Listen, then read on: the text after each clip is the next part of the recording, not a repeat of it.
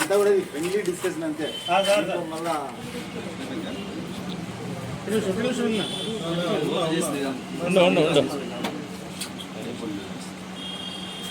Seal చేసేది లెక్క.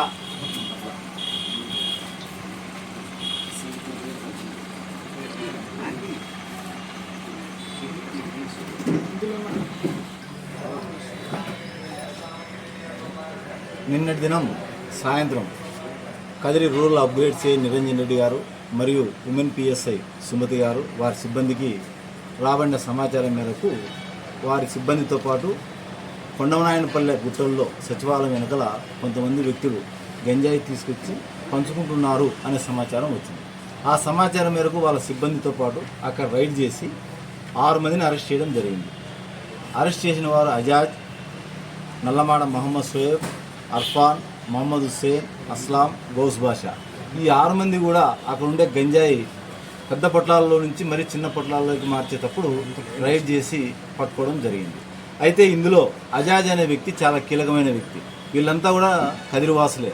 ఈ అజాజ్ అనే వ్యక్తి మహారాష్ట్రలోని సోలాపూర్ దగ్గర గల జల్గాం జిల్లా ఫైజాపూర్లో రాజు అనే వ్యక్తి దగ్గర నుంచి తీసుకొచ్చి అక్కడి నుంచి ట్రైన్లో పుట్టపర్తికి వచ్చిన తర్వాత అజాజ్ షోయబ్ను పిలుచుకొని 2 వీలర్లో ఈ కొండమనాయనపాలెం గుట్ట దగ్గరికి వస్తే మిగతా 4 కూడా వాళ్ళు తెచ్చిన ఈ గంజాయిని పంచుకోవాలా అనే సందర్భంలో పట్టుకోవడం జరిగింది. మాకు రాబడిన సమాచారం మేరకు పంచాయతీరాల సమక్షంలో వాటిని సీజ్ చేస్తే అది సుమారు 10 కేజీలు గంజాయిగా తేలింది. వారి వద్ద నుంచి 3 ద్విచక్ర వాహనాలు, 10 కేజీల గంజాయి, 5 సెల్ ఫోన్లు కూడా సీజ్ చేయడం జరిగింది. మా విచారణలో భాగంగా ఎంత కొనుక్కుంటున్నారు గంజాయి అంటే వారు చెప్పింది కేజీకి 2000 చొప్పున కొనుక్కుంటాము. అవి చిన్న చిన్న పొట్లాలు చేసి వారికి గతంలో పరిచయం ఉండే కదిరిలో ఉండే వాసులకు అమ్ముతాము. ఒక్కొక్క పొట్లం 500 నుంచి 700 రూపాయలకు అమ్ముకుంటాము. కేజీకి సుమారు 7000 నుంచి 10,000 రూపాయలకు మేము సంపాదిస్తాము అని చెప్పినారు. ఇందులో ఈ రాజు గురించి మళ్ళీ మేము సోలాపూర్కు టీం డిప్యూట్ చేయడం కూడా జరిగింది.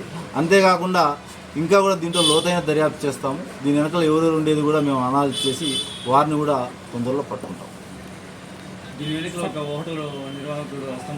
ప్రస్తుతం ఇప్పటి వరకు దర్యాప్తులో ఏం తేలలేదు. అట్లా ఏదైనా ఫర్దర్ దర్యాప్తు తేలితే దానికి చర్య తీసుకుంటాం. సార్, ఈ సంఘటనలో ఒక ఇన్నోవా వాహనం కూడా పట్టుబడింది. అదంతా పూర్తిగా అవాస్తవం, దాన్ని వదిలేశారు. పూర్తిగా అవాస్తవం.